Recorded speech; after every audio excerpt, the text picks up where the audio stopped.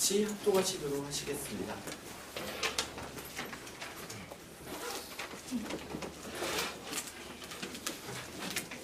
마태복음 5장 13절에서 16절 말씀입니다. 함께 같이 공독하시도록 하시겠습니다. 너희는 세상의 소금이니 소금이 만일 그 맛을 잃으면 무엇으로 살게 하리요. 그에는 아무 쓸데없어 다만 밖에 버려져 사람에게 팔릴 뿐이니라. 너희는 세상의 빛이라. 산에 있는 동네가 숨겨지지 못할 것이요 사람이 등불을 켜서 말 아래에 두지 아니하고 등경 위에 두다니 이러므로 지난 모든 사람에게 빛이 있느니라. 이같이 너희 빛이 사람 앞에 빛이 하여 그들로 너희 착한 행실을 보고 하늘에 계신 너희 아버지의 영광을 돌리게 하라. 아멘. 오늘 우리에게 귀한 말씀을 전해주신 이상훈 목사님께서는 이상훈 목사님을 소개하도록 하겠습니다. 이상훈 목사님께서는 중앙대학교 사회복지학과를 83학번으로 졸업하셨고 합동신학대학원을 졸업하셨으며 기독교 가정사역연구소에서 가정사역을 전공하셨습니다. 현재는 원미언약교회에서 담임 목사로 심호하시고 계십니다. 이 시간에 이상훈 목사님께서 소금으로 빛으로 라는 제목으로 말씀 전해주실 때 많은 은혜 받으시길 바랍니다. 함께같이 박수로 목사님을 모시도록 하겠습니다.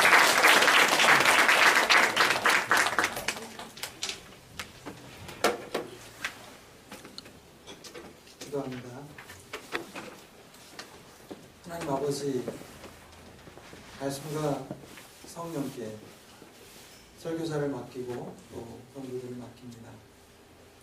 오늘도 우리 가운데 왕의 영으로 함께 계시오니 우리를 다스려 주시고 주의 뜻에 합당하게 우리를 세워 주시옵소서.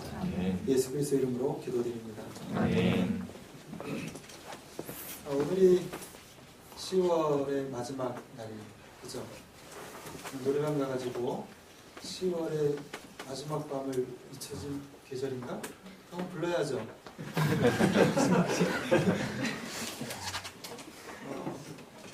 그런데 기독교 역사 속에서 10월의 마지막 날은 정말 위대한 일이 있었어요. 지금으로부터 496년 전, 그죠? 496년 전에 1517년도에 10월 31일 날은 종교개혁이 시작된 날. 왜 10월 31일 날 종교개혁이 시작되었을까요? 11월 1일이 천주교에서는 성자의 날로 지키기 때문입니다. 그래서 여러 가지 개혁적인 내용들을 가지고 있다가 하나님을 섬겨야 될 때 사람들을 섬겨가는 일들이 맞지 않다 이렇게 생각해서 그날 이제 95개 조항을 그템들이 성당 문 앞에다가 붙인 거죠. 그리고 나서 여러분들이 세계사를 공부할 때 배웠듯이 여러 가지 요인들로 인해서 인쇄술의 발달이라든지 여러 가지 어떤 변화에 대한 욕구들, 많은 이유들 때문에 종교 개혁이 그 95개 조항이 인쇄돼서 삽시간에 퍼지고 유럽 전체가 이제 변화가 시작되어지는 시점에 들어가는 거죠. 근데 요즘도 많은 분들이 개혁해야 합니다 이런 얘기를 많이 해요. 그죠? 한국 교회가 지금은 맛을 잃었나 봐요. 그죠? 툭하면 밟혀요. 그렇잖아요. 목사님들 성 스캔들 때문에 밟히고 돈 문제 때문에 밟히고 교회가 툭하면 밟히고 있기 때문에 진짜 맛을 잃은 것 같아요. 근데 이제 맛을 좀 내야 되겠죠? 맛을 낼 필요가 있습니다. 이 맛을 낸다라는 것이 시작되어지려면 먼저 나로부터 개혁이 시작되어져야 될 거예요. 다른 사람 아무리 고쳐라 얘기해도 안 고쳐져요. 제가 가장 가슴 아프게 생각하는 건 뭐냐면 우리 교회에 이런 문제가 있습니다. 또는 우리 한국교회가 이런 문제가 있습니다. 그러니까 우리 한번 이렇게 새롭게 변화돼야 되겠습니다. 얘기하면 아 좋다고 아멘 그래요. 그쵸? 동참하는 사람은 없어요. 심각한 얘기입니다. 누군가 해주겠지 이런 생각들을 참 많이 가지고 있습니다. 동참하는 사람이 없어요. 그게 이 시대에 개인주의가 확산되어진 병폐가 아닌가 하는 생각을 해봅니다. 미국제 복음주의를 경계하라 마이클 오튼 책 여러분 잘 알 거예요. 한국 교회 문제에 대한 이런저런 얘기들을 하시는 분들이 한결같이 얘기하는 게 뭐냐면 개교회주의. 개인주의가 교회로 말하면 또 개교회주의인 거예요. 다른 교회가 어떻게 되든 상관없어요. 신학교 다닐 때 나는 나에게 10명만 주면 그 10명을 목회하겠습니다. 이렇게 기도하고 하나님 뜻에 맞게 살겠다라고 그렇게 부르셨던 친구들도 이렇게 가서 큰 교회에 부임하고 나니까 이 장로님들이 더 큰 교회가 되어져야 된다. 관에 그 말씀 때문에 몇백 명 되어지는데 다시 한 몇백 명 들어가는 350석 거기 차고 있는데 또 그래서 한 600 몇 석 되어지는 예배당을 지으려고. 그럼 그 옆에 있는 교회들은 어떻게 될까요? 불신자들 전도해야지 채운다. 기존 신자들 안 받겠다. 그러면 괜찮아요. 그죠? 옆에 교회들은 어떻게 돼요? 나만 잘 되면 된다라고 이런 생각들이 굉장히 문제인 거잖아요. 우리 함께 잘 돼야 됩니다. 나만 성공해서 될 게 아니라 내 옆에 있는 사람들도 성공해야 돼요. 나만 공부 잘해서는 안 되죠. 옆에 있는 친구들도 공부를 잘해야 돼요. 근데 요즘 고등학교는 이렇게 옆에 친구들한테도 안 보여준다. 이게 교육입니까? 완전히 이기적이고 자기밖에 모르는 사람들을 만들어내는 게 어떻게 교육이라고 얘기할 수 있습니까? 사람이 사람답게 되어지는 그 일들이 시작되어지는 것이 교육이죠.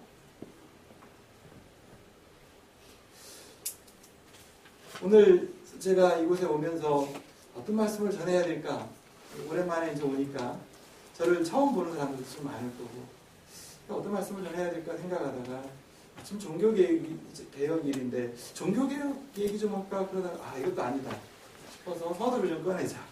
그리고 정말 이 말씀 속에서 우리 자신들이 누구인가를 잘 확인하는 시간들이 됐으면 좋겠다. 이런 생각을 했습니다. 우리는 바울 사도에 의하면 그리스도의 편지다, 그리스도의 향기다 이렇게 불려지기도 합니다. 그리고 서신사 부분에 보면 우리는 다 그리스도의 종이기도 합니다. 또 다른 곳에 보면 하나님의 자녀요. 베드로에 의하면 우리가 왕 같은 왕적 제사장이요. 그죠? 우리가 왕적 제사장이란 말이에요. 우리가 그리스도인인 거 보면 그리스도라는 말은 메시아라는 말이고 기름 부었다라는 뜻이잖아요. 오늘도 기도하는 분들이 계속 기름 부음 얘기하는데 이게 구약적 표현이잖아요. 기름 부음 이것은 성령에 임하실 것들을 말씀하시는 것이고 그리스도에게 성령이 임하셨고 그 그리스도를 믿는 우리에게 성령이 임하셔서 우리는 이미 다 기름 부음을 받은 공동체. 구약적 표현으로 기름 부음을 받은 공동체인데 신약적 표현으로 말하면 우리는 이미 다 뭐라고요?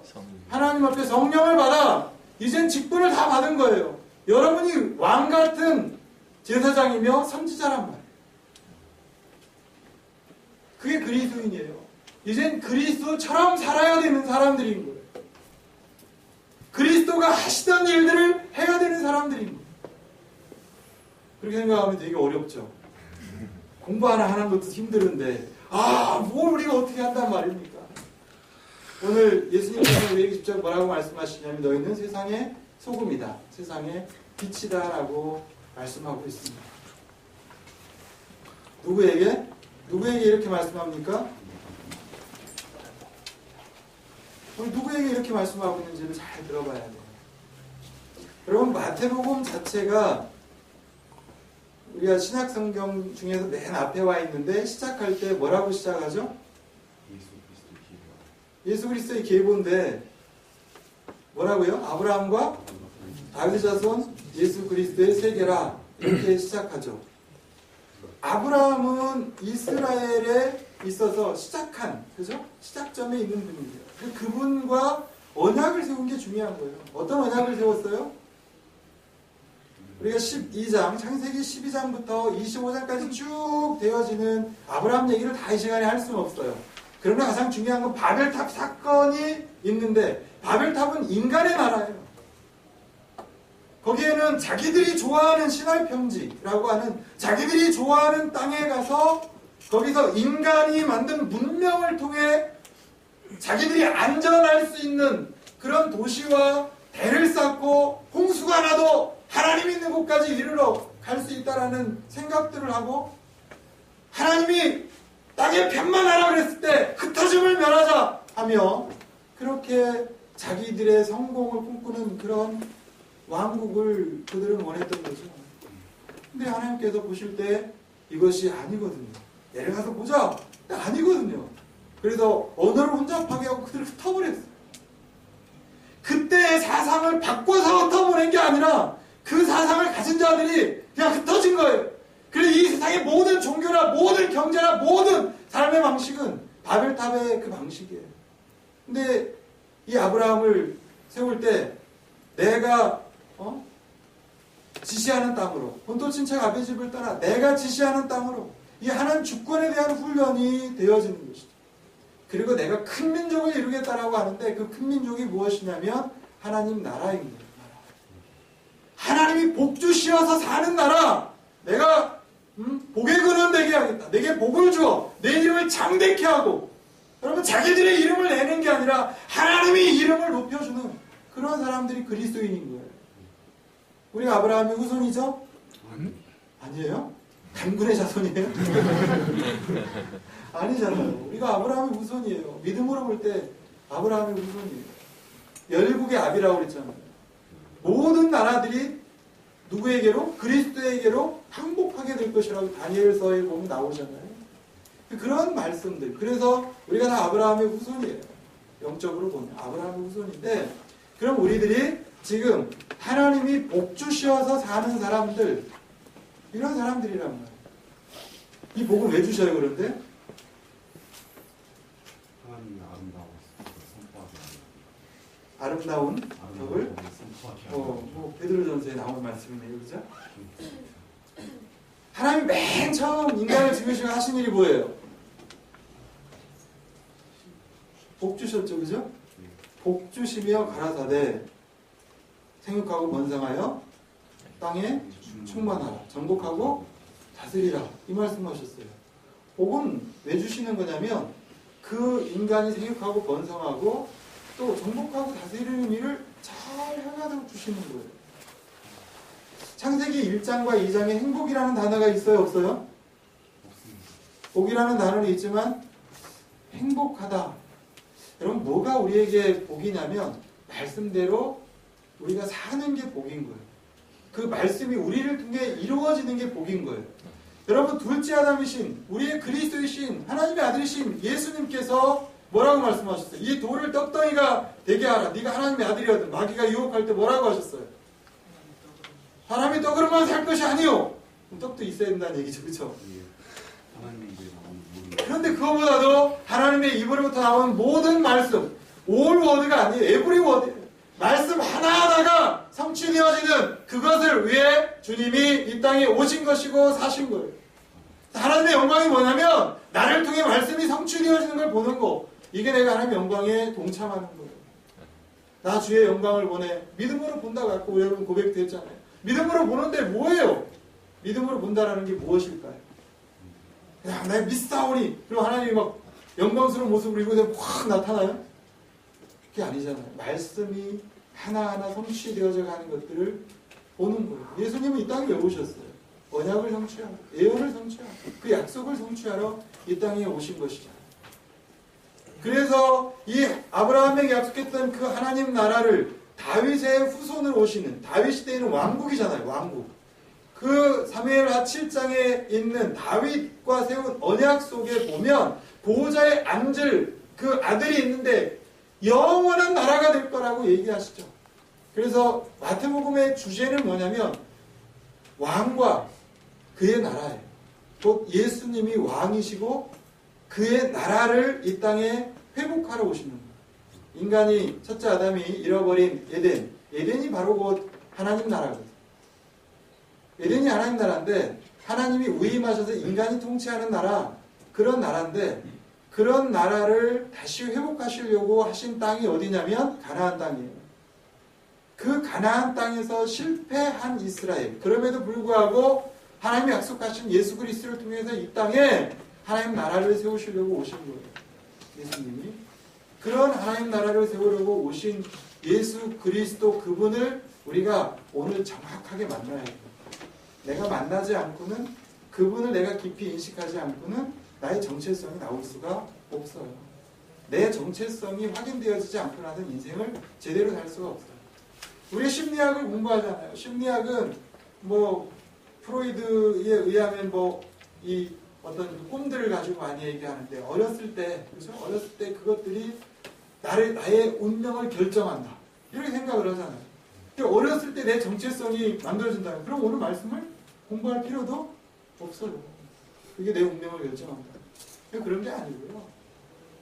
우리가 심리학을 공부해보면 어렸을 때 내가 살아온 삶의 영향 속에서 가졌던 여러 가지 기억들이 나에게 오늘 영향을 미치고 있는 것이 틀림없어요. 그런데 그런 세상의 영향보다 훨씬 더 큰 것이 뭐냐면 오늘 하나님의 말씀이 내게 뭐라고 말씀하십니까? 라는 거예요. 여러분, 예수님 한번 생각해 봅시다. 우리가 그 3장에 의하면 마태복음 3장에 누가 나오죠? 세례 요한이 나와요. 그죠? 세례 요한이 나오는데 그는 선지자 복장을 하고 나와요. 그렇죠? 약대 털옷을 입고 가죽 띠를 띠고 이렇게 오죠. 그것은 누구의 모습이에요? 엘리야의 모습이었거든요. 엘리야 모습이에요. 그래서 선지자가 거의 끊어졌던 시대에 선지자가 나타났다는 것만으로도 이스라엘 사람들에겐 흥분할 수밖에 없어요. 근데 이 몰골은 막 그렇게 해가지고 나타나서 광야에 살잖아요. 광야에서 메뚜기와 석청을 먹으면서 사는데 거기다 외치는데 사람들이 신비하게 빨려가기 시작하는 거예요. 그 사람. 여러분, 누군가 이렇게 복장 이렇게 하고 지금 외친다 하고 생각해보세요. 목사님들이 내 선지자다 하고 이렇게 복장하고 어디 가서 광야 같은 데서 외친다고 하면 생각해보세요. 미친놈 이러지 않겠어요? 이렇게 하나님 일인 거예요. 하나님이 하신 일인 거예요. 세례 요한이 외치고 있는데 사람들이 거기로 가는 거죠. 가서 회개의 세례를 받고 그래요. 사람들이 어떻게 회개할까요? 왜 회개하고 세례를 받았을까요? 그 세례 요한이 외친 내용이 뭐예요? 하나님 나라가 임한다. 그렇죠? 회개하라, 천국이 가까웠느니라. 우리말 성경은 그렇게 되었지만 천국이, 그죠?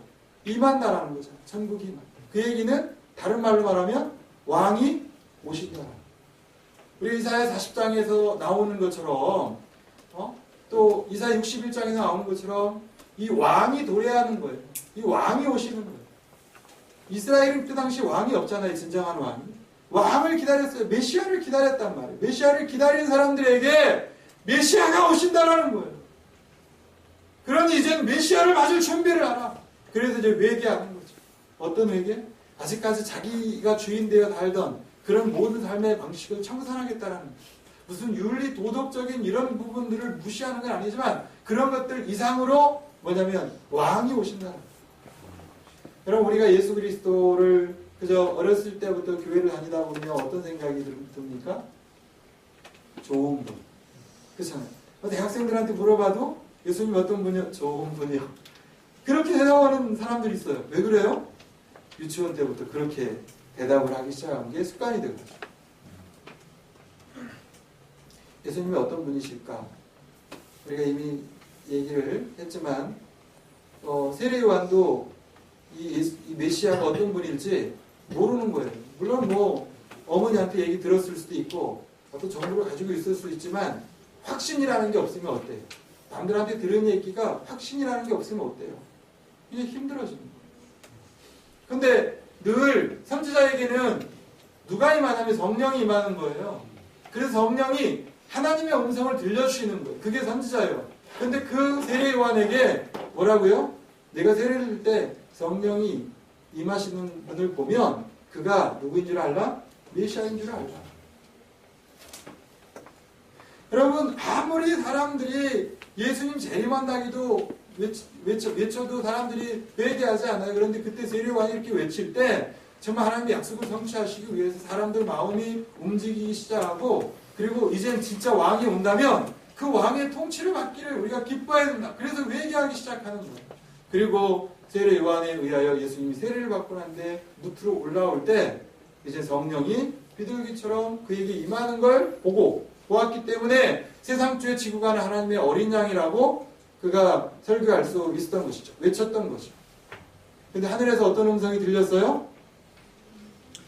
이는 내 사랑하는 아들이요 내 기뻐하는 자라. 시편 2편에 있는 아들이라고 하는 곧 그 아들에게 입맞추는 자가 복이 있다라고 하는 그 열방들이 그 아들을 대적하여 일어나지만 철저한 권세를 가지고 그 아들이 세상을 이길 건데 그에게 입맞추는 자, 그를 환영하는 자가 복을 받는다라고 말씀하시는 그 말씀을 가지고 말씀하시는 것이고, 이사야 42장에 이는 내 기뻐하는 자라라고 하는 그 종의 모습을 가지고 하나님의 일을 이루러 오시는 그분을 이야기하고 있는 그 말씀을 하는 거예요. 자, 여러분, 제가 이 말씀을 왜 드리냐면 정체성에 관한 거예요. 예수님의 정체성은 어디에서? 하늘에서 들려주신 그 음성인 거예요. 세상이 주는 어떤 얘기가 아닌 거예요.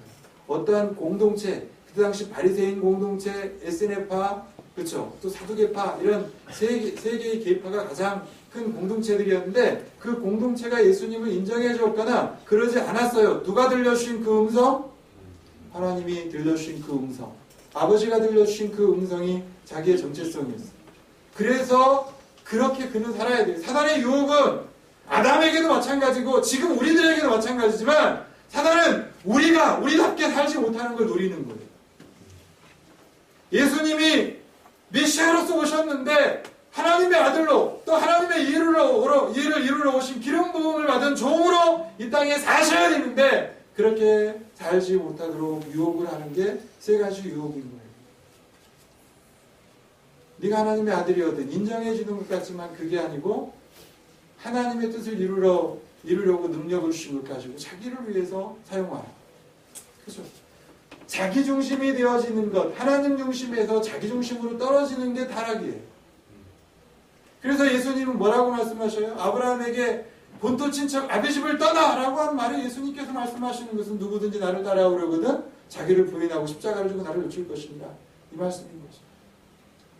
여러분, 나를 부인하지 않고는 제대로 사는 하나님 나라에서 제대로 사는 인생을 살 수가 없어요. 나를 부인해야죠. 자, 예수님이 시험을 받으시고 어쨌든 이 시험 내용들을 얘기하려고 하는 건 아니니까 시험을 받으시고 나서 첫 번째 선포하신 그 말씀이 4장 17절을 우리 함께 읽겠습니다. 시작. 이때부터 예수께서 비로소 전파하여 이르시되 회개하라 천국이 가까이 왔느니라 하시더라. 네. 천국이 가까이 왔느니라. 천국이 임하였다. 천국이 너희 안에서 시작되어졌다. 이런 표현입니다. 예수 믿고 어디 가요? 천국이 여기 있는데 뭘 가요? 우리가 하늘에 가는 거죠. 그죠? 우리가 죽고 나면 하늘에 가요. 주님 품에 가는 거 맞아요. 그런데 뭐냐면 천국은 여기에 임했습니다. 에덴 동산에서 타락할 때 이 천국이 올라갔다라고 유대인들은 생각했어요. 근데 그 천국을 가나안에 다시 만들어 주시려고 하나님이 애굽에서 이스라엘을 구원해 내신 것이고 예수님이 오셔서 이 땅에서 사신 것이 천국이 임한. 왜? 하나님의 백성이 거기에 있어요. 거기 누가 있어요? 왕이 거기 계셔. 그게 천국이죠. 하늘이 이 땅에 임하여 왕국이 되어진 거. 그게 뭐냐면 천국인 거예요. 이 땅에 천국이 시작되어진 거예요. 여러분, 왜 이스라엘 백성들이 그렇게 메시아를 기다렸냐면 이 땅에 하나님 나라가 회복되어지기를 바란 거예요. 나중에 죽어서 가는 거, 이거 우리가 하늘에 가요. 그렇지만 헬라 철학의 영향을 받아서 이 땅은 없어질 것이고, 그리고 우리가 언젠가 정말 저 위에 있는 하늘에 가겠다 이렇게 생각하고 이 땅을 우습게 여기면 안 돼요. 왜냐하면 하나님이 창조하신 것은 없어지지 않아요. 타락, 이게 없어지는 거예요. 죄가 없어지는 거예요. 사망이 없어지는 거예요. 저주가 없어지는 거예요. 하나님이 만드신 이 땅에 하나님 나라가 세워졌단 말이에요. 그래서 이곳에서 지금 하나님 나라 운동이 계속 교회를 통해 이루어져 가는 거예요. 그래서 이 중앙대학교 안에, 아까 기도할 때도 그랬죠. 이 중앙대학교 안에 하나님 나라가, 그죠? 확장되어지기를 원한다. 하나님의 나라라는 말은 통치예요. 하나님의 통치가 이곳에 진행되어지기를 바란다는. 근데 어떤 모습으로 이 일을 할 것이냐라는 게 제가 오늘 드리고 싶은 말씀입니다. 어떤 모습으로? 예수님이 제자들을 부르시고 막 병을 고치시고 귀신을 쫓아내고 그래서 화다한 무리가 왔는데 화다한 무리가 따라왔는데 산에 일부러 올라가요. 올라가서 입을 열어 가르쳐 가라을 때 여러분 신의 산을 생각하게 하는 모습 아닙니까? 엄청나게 많은 사람들이 모세를 따라와서 신의 산에 올라갔는데 거기서 막 음성이 들리잖아요. 나팔 소리도 들리고 음성이 들려요. 십계명의 음성이 막 직접 들렸어요. 그것처럼 예수께서 입을 열어서 이제는 잘못된 개념을 고쳐주시면서 율법, 계명, 태도 그리고 진정한 사역이 무엇인가 이런 부분들을 산상수훈해서 말씀해주고 계십니다. 예수님이 이 땅에 오셔서 다른 복음서의 저자들이 뭐 다른 것들로 시작하지만 이 회개하러 천국에 가까웠느니라 라고 자기의 나라를 선포하시기 시작하면서 그러면서 이제 입을 열어서 최초로 하신 것이 인간을 지으시고 복을 주신 것처럼 이 복의 개념을 바꿔주십니다. 왜?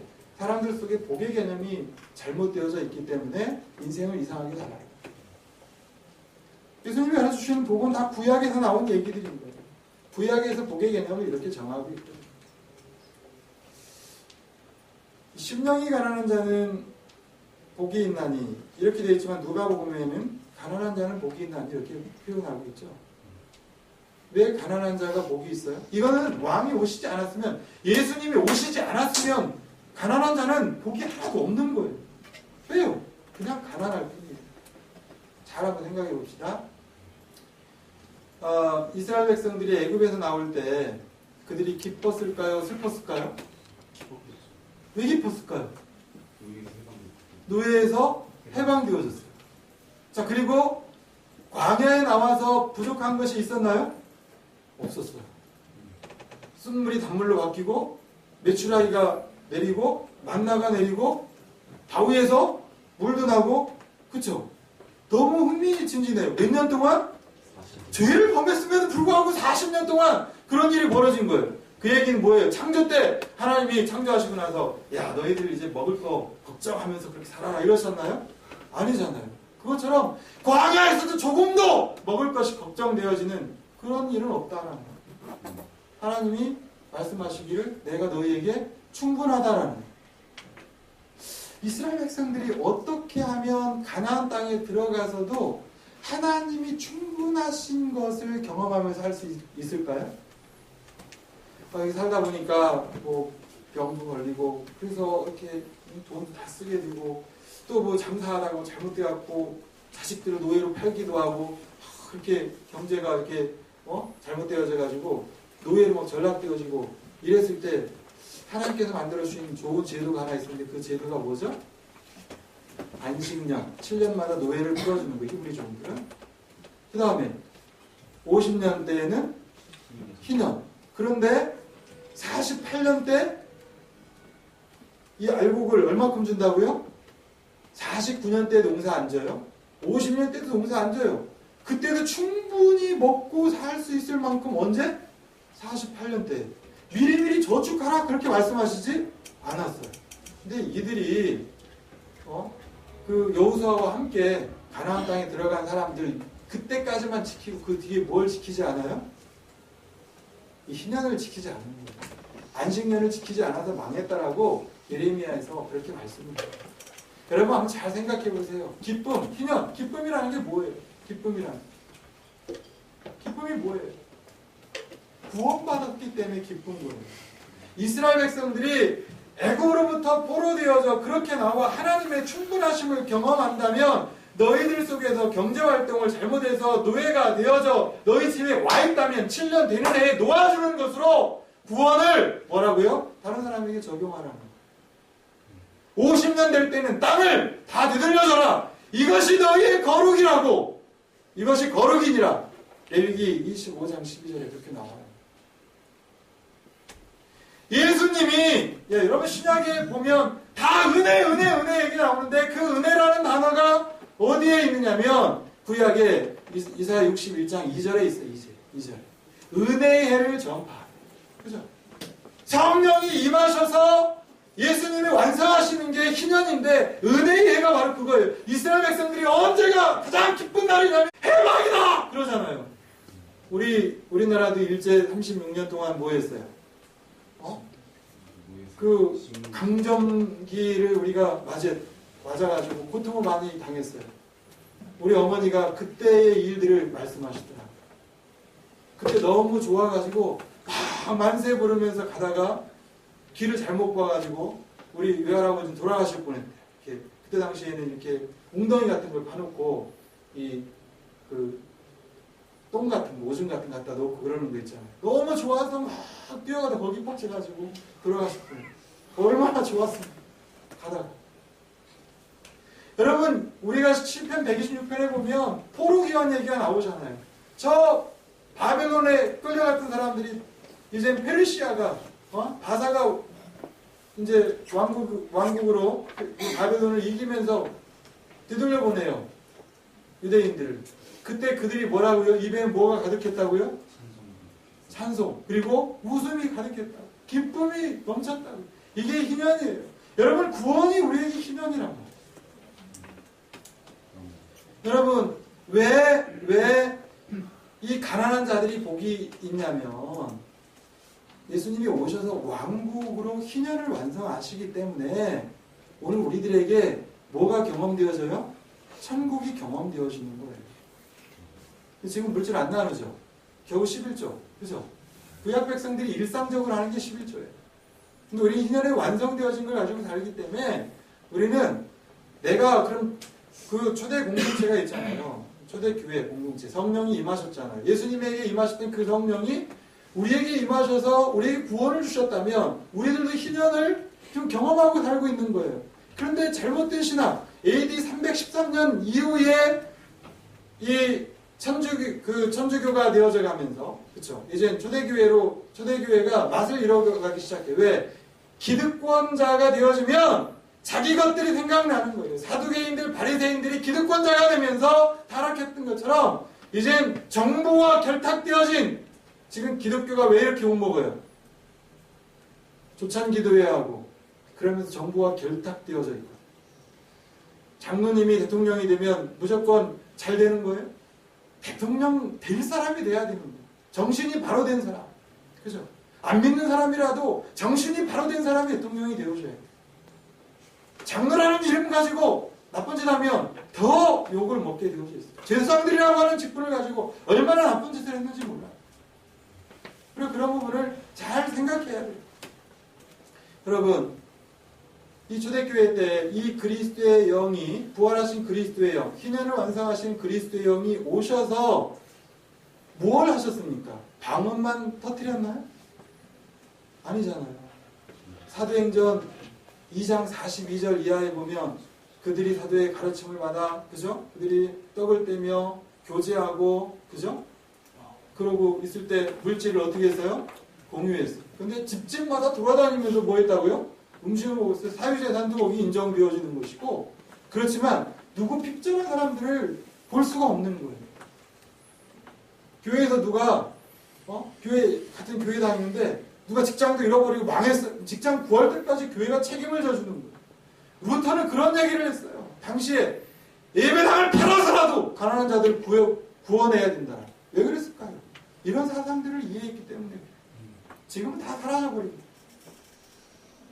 여러분, 사도행전에 보면 여러분, 우리가 세상에 소금이 된다, 빛이 된다는 얘기는 이 앞에 팔복의 이런 내용들이 희년의 어떤 그런 완성자로 오신, 누가복음 4장 18절부터 19절에 보면 그런 말씀을, 이사야에 있는 말씀을 읽으시고 이 말씀이 너희에게 응하였다고 그랬어요. 그래서 당시의 사람들이 예수님을 죽이려고 했죠. 왜?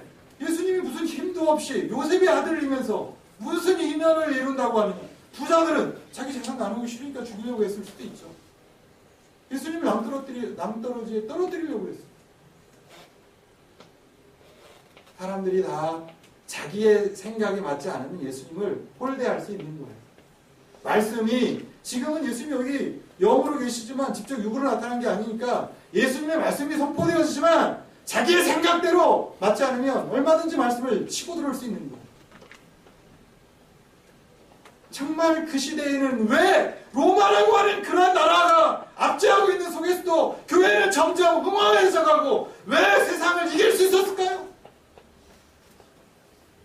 그들은 가족으로 살았어요. 식구로 살았어요. 사유재산이 인정되어졌어요. 그러면서도 그들은 공유적 삶을 살았어요. 지체의 어려움을 그냥 방관하지 않았어요. 제가 전에 SCM에서 이렇게 지도위원으로 있을 때 바이블 갈리지를 할 때가 있어요. 그런데 어느 자매가 얼굴이 어두워졌어요. 어두워져서 물어봤어요. 그랬더니 전화하다가 지갑을 놓고 왔는데 이번 한 달 생활비를 담고 있었는데 잃어버렸어요. 그때 뭐 생활비가 별 많지 않았던 거예요. 한 10몇만 원 됐어요. 목사님 따니면 쉽지가 않죠. 그 옆에서 다들 우리 기도해 줄게. 그렇죠. 기도하자. 막 이러는 거예요. 그렇죠. 기도하면 다 어떻게 돼요? 기도가 만병통치약이에요? 뭐냐면 주님이 십자가 지시는 건 고유사역이에요. 병 고치는 것도 지금은 의행되었지만 그때 주님이 하신 일들이죠. 왜냐하면 너에게 부족함이 없다라는 거, 나는 왕이다, 나는 하나님이다라는 걸 보여주기 위한 거예요. 그렇지만 뭐라고요? 희년 제도를 만드시면서 너희들이 그렇게 구원받은 것들이 감격스럽다면 너희들도 그걸 경험해봐라. 48년 동안 48년 되는 해에 3년 먹을 걸 충분히 주시는 하나님 보면서 얼마나 그들이 그것만 지켰어도 위로를 받았을까요? 그렇죠? 그러면서 노예를 해방시켰을 때 기뻐하는 자들이 얼마나 많았을까요? 여러분, 밥을 사주는 사람이 기뻐요? 밥을 얻어먹는 사람이 기뻐요? 둘 다 기쁘지. 그냥 둘 다 기쁜 거예요. 사줘서 기쁘고, 그죠? 사줄 수 있는 능력이 있으니까 사준 거잖아요. 빚어서 사줘요? 아, 주님이 사주시네. 전화해가지고 돈을 모아서 사줘. 그렇게까지 하라고 하시진 않아요. 있는 것을 팔아서. 그렇잖아요? 네, 있는 거 다 팔아요? 아니, 기업은 못 팔아요.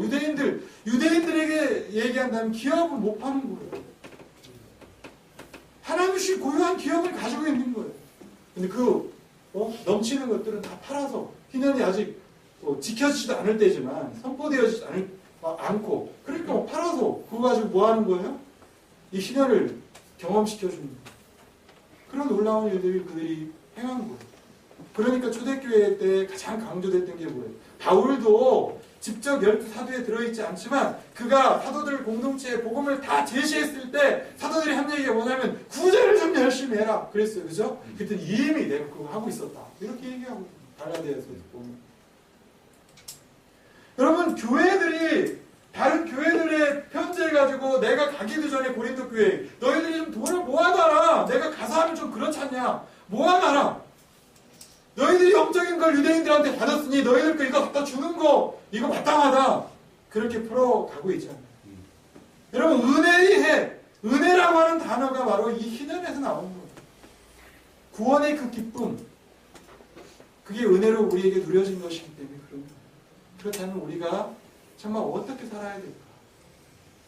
여러분, 우리 한번 펴보겠습니다. 어디를 펴보냐면 이 5장, 그렇죠, 5장. 5장 16절을 한번 같이 읽어보겠습니다. 같이 읽겠습니다. 이같이 너희 빛을 사람에게 주지 않으며 들로 너희 세상의 신을 보고 하늘에 계신 너희 아버지의 영광을 누리게 하라. 자, 어디로 가냐면 사도행전 2장으로 가겠습니다.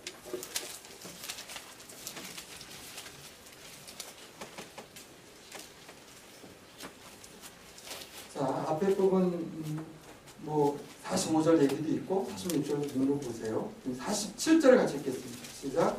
하나님을 찬양하며 온 백성에게 칭송을 하나니 주께서 구원받는 사람을 날마다 더하게 하시리라. 여러분, 우리가 착한 일을 해요. 우리가 소금으로도 비유가 되어지고 우리가 빛으로도 비유가 되어져요. 어디에서? 우리 믿는 자들 속에서? 아니요. 어디 속에서? 세상 사람들이 다 보도록. 우리 세상 사람들이 다 보도록 그렇게 사는 거예요. 제가 목회를 하면서 참 잘못했다라고 하는 부분들이 이런 구제에 대한 부분, 선교 쪽에는 열심히 냈는데 구제에 대한 부분이 굉장히 약했구나. 그래서 전 다자회니 교회에서 이렇게 뭘 팔고 이러는 거 거의 그 교회에서 못하게 하는데 유일하게 이번에 제가 생각을 바꾸고 이제 하게 된 게 바자회. 바자회에서 돈 모아가지고 뭐 하려고 그랬대요? 뭐 하려고? 복지기금 만들고. 그래서 세상과 소통하면서 진짜 망한 사람들 찾아서 트럭 한 대 타주고 이런 거 하려고. 근데 얼마 모아졌냐? 몰라요. 한 50만 원 모아졌나? 희미한 시작이에요. 그렇지만 뭔가 이 세상과 우리가 소통하는 일들을 희는 공동체 아니에요, 우리가. 그렇다면 다른 어떤 충격을 줄 수 있는 일들을 좀 해야 돼요.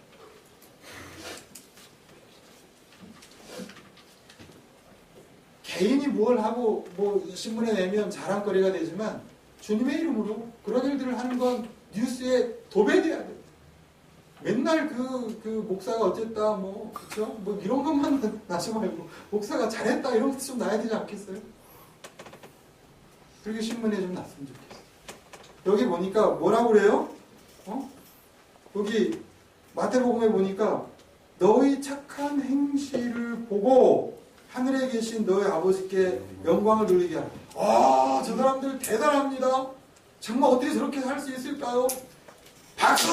이런 게 아니란 말이에요. 뭐냐면 그 삶이 너무 멋있어서 그 삶에 동참하는 게 영광이에요. 그래서 여기에 보면 뭐라고요? 날마다 구원받는 자의 수가 더해갔다라고 이야기합니다. 초대교회가 산 모습은 당시의 사람들에게 희년의 완성의 모습들을 실천하고 있었기 때문에 그렇지 않은 자들이 볼 때는 때려 죽여야 되는 놈들이고, 왜? 자기들의 이 기득권을 완전히 깨뜨리고 오는 거예요. 근데 가난한 사람들이 볼 때는 이건 뭐예요? 춤출. 그리스도께서 그렇게 선포하시던 그 희년의 복음, 가난한 자들에게 아름다운 소식이 전파되어지고, 이것이 실질적으로 이렇게 성취가 되어지는 거예요. 이걸 다 영해해버렸거든요. 지금 목사들이 편하려고, 교회 기득권자들이 편하려고 영적인 해방으로 이걸 다 돌려놓은 거예요. 여러분, 영적인 거는 이 영의 세계와 이 땅의 이 물질적인 것들이 연합되어져서 하나님 뜻이 이루어지는 게 영적인 걸 믿으시기 바랍니다. 그렇게 사셔야 돼요. 여러분, 충격을 주는 일들이 우리들에게 없다면 세상에 충격을 줄 수 있는 우리들의 선한 행실, 이 하나님의 뜻대로 살아가는 게 선한 행실인데 하나님 뜻이 이루어지는 게 선한 거예요. 여러분, 창조 때 하나님 뭐라고 말씀하셨어요? 좋았더라 그랬잖아요. 하나님 계획대로 뜻대로 지어졌기 때문에 좋았더라, 심히 좋았더라 그랬거든요. 지금도 주님께서는 심히 좋았더라 이런 말씀을 하시고 싶어요. 우리들을 향해서. 네가 하는 그 행실이 정말 좋다. 심히 좋구나. 착하고 충성된 종아. 이런 소리를 들으시기를 원하십니다. 여러분, 우리가 어떻게 세상에 우리가 그런 얘기 들었잖아요. 이 맛은, 이 소금은 우리들의 존재를 나타냅니다. 그리고 빛은 우리의 행동을 나타냅니다. 그런 어떤 철학적 개념으로 접근할 얘기가 아니라 왕이 오셔서, 여러분, 예수님이 이렇게 처음에 말씀하실 때 이들은 이거 잘 이해가 안 갔어요. 근데 예수님이 죽으시고 부활하셔서 하늘에 오르셔서 성령을 보내시고 그 초대교회 때에 이런 희년이 성취되어지는 걸 그들이 공동체 속에서 경험하고, 그리고 난 뒤에 그 공동체 속에 진리의 복음들이 사도들에 의하여 쭉 설명이 되어지고, 그리고 난 뒤에 많은 사람들이 죽어가는 그 시점에서 기록한 말씀이에요. 그럼 이 말씀을 읽을 때 그들은 어떻게 해석을 했을까요? 당연히 희년의 관점에서 이런 말씀을 해석할 수밖에 없어요. 그렇게 복음이 바로, 희년은 우리들의 구원인데 이 구원을 남들에게 적용하는 게 희년 제도입니다. 내가 받은 구원을 다른 사람들에게 적용하여 다른 사람들을 구원케 하는 것. 전도라고 하는 말로 하는 것, 이것밖에는 지금은 없기 때문에 아무리 전철에서 외치고 집집마다 문을 두드려도 세상은 우리를 비웃습니다. 그러나 우리들 가운데 교회 속에서 힘들어진 자를 위하여 자기 주머니를 털고, 그죠? 또 세상에 어떤 사람들에게 우리가 구원의 손길을 내걸고, 구걸하는 자들한테 오면 2,000원 주고 3,000원 주고, 이것이 아니라 진짜 그들을 살려내는 그런 일들을 해가요. 유행처럼 점심 주고 이런 게 아니라 한 사람을, 기업을 회복해 주는 거잖아요. 그냥 기업을 회복해 주는 거예요. 밥 조금 주는 그 정도가 아니에요. 이런 부분을 생각한다면 교회가 얼마나 더 공유적으로 살아야 됩니다. 공유적으로 살면 사실은 적응도 그렇게 많이 필요하지 않아요. 왜냐하면 나의 노후, 내가 힘들어지면 교회가 나를 챙길 거니까. 그런 사람들이 모인 게 진짜 교회의 멤버들이 모인 거예요. 그런 교회로 교회가 건강해져야 돼요. 저는 지금 여러분들이 소개할 때 원미언약교회 담임으로 소개되었지만 전 교회 하나를 더 섬기고 있습니다. 왜냐하면 건강한 교회 운동을 하면서 팀 목회를 해요. 그래서 교회가 좀 건강해져서 여기 저랑 하는 분들과 또 이분이랑 같이 하는 분들이 한 교회로 섬기고 있는데 잘 살아나면 성도가 좀 많아지면 좀 나누려고, 그리고 또 나눌 때도 또 한 분이랑 또 그렇게 목회하고 교회가 교회를 낳고, 그런 한 공유적 삶도 한번 살아보고 싶고, 그래서 이렇게 생각을 해가고 있습니다. 여러분, 이 땅의 교회가 다시 한번 힘을 얻을 수 있으려면, 여러분 아직 경제적인 능력도 별로 없죠? 과외에서 돈을 좀 많이 받는 사람은 등록금 때가 되면 좀 형제들을 위해서 자매 빠지면 안 되죠? 자매들을 위해서 좀 이렇게 내놓고 이런 것들이 좀 필요해요. 장학금 받으면 나만 쓰지 말고 내 부모님들이 이해 못하니까 그럴 수도 있겠죠. 그렇지만 진짜 주님을 만나고 내게 왕이 오셨습니다. 여러분, 사울 사도는 구약의 율법을 지키는 것이 다인 줄 알았어요. 그런데 다메섹 도상에서 주님을 만나고 난 뒤에 인생이 다 뒤집어져요. 여러분, 그런 인생, 뒤집혀진 인생, 주님께 미친 인생, 그런 인생들이 있어야 세상이 개혁되어집니다. 오늘도 그런 저와 여러분이 되어지기를 우리 주 예수 그리스도 이름으로 축복합니다. 우리 한번 같이 기도했으면 좋겠습니다. 오늘 그런 말씀 잡고 같이 기도했으면 좋겠습니다. 하나님, 그 하나의 지식으로 우리가 복음을 알지 않게 하소서. 내가 예수님 믿고 예수님 영접하고 구원받아 천국 어디 가는 게 아니라 이 땅에 주님이 오셔서 날 통치하시고 날 주님의 사자로 대사로 일꾼으로 쓰시려고 합니다. 내가 받은 구원에 내가 늘 감격하게 해주시고, 이 감격이 너무 커 다른 사람이 핍전한 상태를 보고 다른 사람이 심령이 피폐해진 것들을 보며 울 수 있게 해주시고 그들을 구원하는 그런 사람으로 내가 살게 하여 주시옵소서. 우리 한번 간절히 기도하면서 나아갑니다. 기도합니다. 하나님 아버지, 오늘 아버지 우리 함께 해주시고 우리들 가운데 얘기하라. 천국이 가까우니라. 아버지, 우리가 미쳐내시라. 그것이 왕이 오셨기 때문에 들려지는 음성입니다. 아버지, 하나님 아버지, 우리를 붙잡아서 우리를 도와주시고 우리가 아버지 새롭게 되기를 원하는 우리가 변화받기 원하는 우리가 능력하지 하나님 아버지, 정말 우리가 있습니다. 이제는 아버지요, 정말 우리가 받은 구원이 너무 우리가 너무 아버지요 감격스럽고 주님이 충분하시고 우리에게 아버지요 오명을 주시고 아버지요 먼저 깨어나 우리를 다음에 이모는 것을 더하시고 온전한 분이 필요하다고 말씀하시는 진정한 분이 필요하다고 말씀하시는 주님을 우리가 만났습니다. 하나님, 내게 복음이 있습니다. 내게 주님이 계십니다. 내게 왕이 오셨습니다. 아버지, 이제는 아버지의 일상 속에서 다르게 살아갈 수 있도록 우리가 도와주시옵소서. 주님 함께하여 주시기를 원합니다. 한번 더 들으시면 좋겠습니다. 여러분, AD 313년까지 교회가 힘이 있었던 이유는 이런 인연의 복음을 그들이 가지고 있었기 때문입니다. 그런데 교회가 힘이 없어지는 이유는 영예를 해버렸기 때문입니다. 이제 우리 한번 같이 기도하면서 하나님, 정말 내가 말씀을 제대로 이해하는 사람으로 살아갈 수 있게 해주십시오. 그리고 말씀을 변절시키지 않게 하여 주옵소서. 정말 내가 주님 앞에 설 것인데, 내가 이 땅에서 산 삶이 그대로 주님께서 내게 주실 영광인데, 하나님, 내가 주님을 맞이할 준비를 하며 날마다 살게 하여 주시옵소서. 하나님, 내 인생이 이미 복을 받았사오니 아버지, 이 복을 아버지와 통하여 말씀이 성취되어진 걸 경험케 하여 주시옵소서. 우리 한 번 더 간절히 기도하며 나아갑니다. 하나님 아버지, 오늘 아버지여 우리를 붙잡아 주옵소서. 아버지, 우리의 심령에 위로하여 주옵소서. 말씀하여 주옵소서. 한 말씀 한 말씀이 아버지 개념 하나하나가 내 속에 생각되고 아버지가 묻혀지고 아버지 우리가 변화받고 그래서 함께 되어지기를 주여 감사를 원합니다. 하나님 아버지, 정말 우리가 얼마나 위대한 시대에 살고 있습니까? 위대한 꿈을 이루게 하여 주옵소서. 아버지, 정말 이 세상을